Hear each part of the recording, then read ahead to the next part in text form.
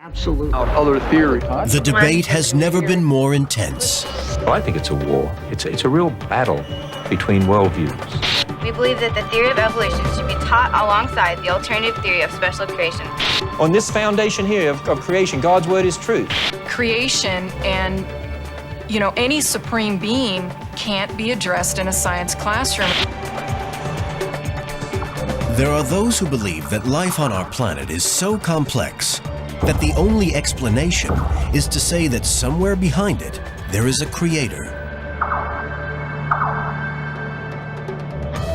On the other side are a group of men and women who believe that nature can create life's countless varieties with no outside help at all. They have a name for it, one of the most hotly debated words in our language: evolution. One single word, one incredible idea, and almost entirely the brainchild of one man, Charles Darwin. The theory of evolution was born out of a remarkable journey.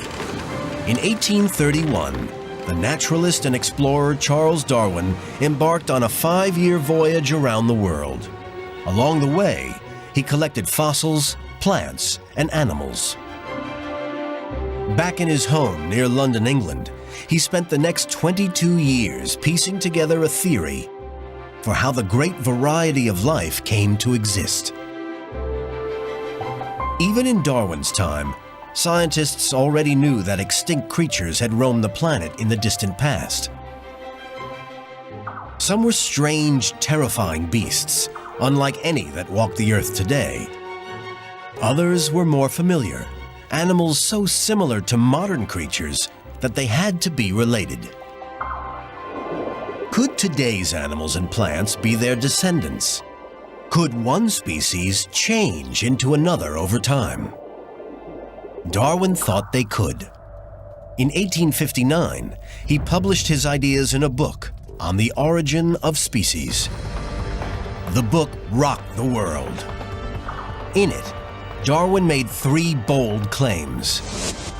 First, that life was old and had existed for hundreds of millions of years. Second, that it started out with just one or a few simple organisms, which then evolved into the millions of species that exist today.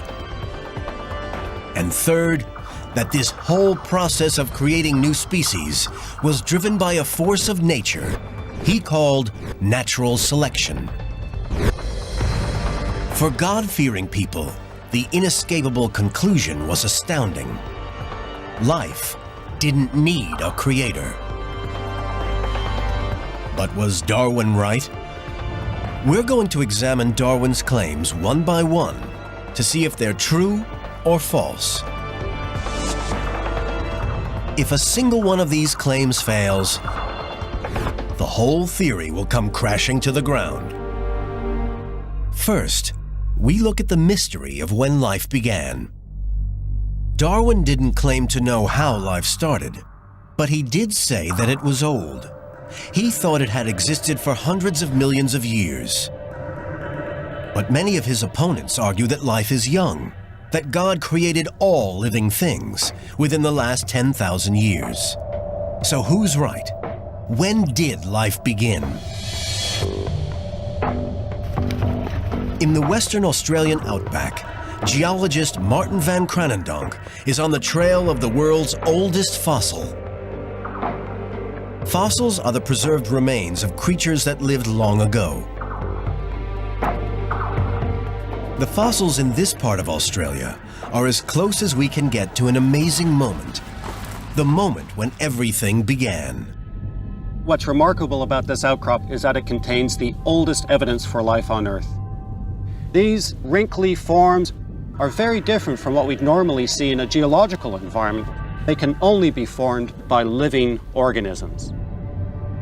These are fossilized stromatolites, structures built by colonies of bacteria that lived in the sea. Biologists think that all life on Earth evolved from organisms like these, even us. we're looking at here in front of me are great-great-great-great-great-great-great-grandfathers and grandmothers. Scientists are confident that these structures are the remains of living organisms because their direct descendants still exist today. Over 600 miles away, in Shark Bay, on the west coast of Australia, are colonies of living stromatolites. But how old is the world's oldest fossil? Will it prove that living things are old, as Darwin said they were, or young, as his opponents argue? To find out, scientists use a surefire method of dating rocks: radiometry. By measuring the decay over time of certain elements within the rocks, they can determine their age to within 0.1%. When geologists put the fossilized stromatolites in the Australian outback to the test, they discovered that they were 3.56 billion years old. Scientists have now discovered dozens of fossils that are over 1 billion years old. On the first test, is life old or young? Darwin was more than right. Life is thousands of millions of years old.